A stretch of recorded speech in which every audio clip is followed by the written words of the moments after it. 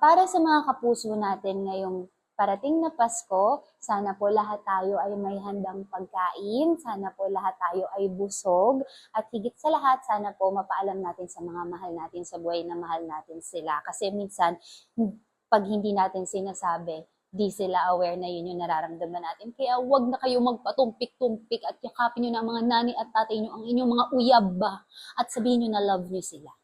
Merry Christmas and Happy New Year mga kapuso! Hello everyone, this is Bryce Eusebio. I just want to greet everyone, Happy Holidays, Merry Christmas and Happy New Year.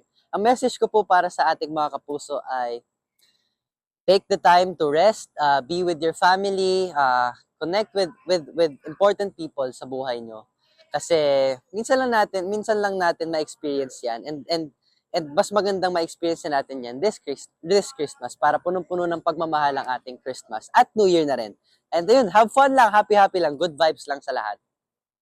Hello mga kapuso, this is Therese Malvar and I would like to greet you guys a Merry Christmas. I hope you guys enjoy the holidays. Please spend it with your family and spread love everywhere. Merry Christmas mga kapuso!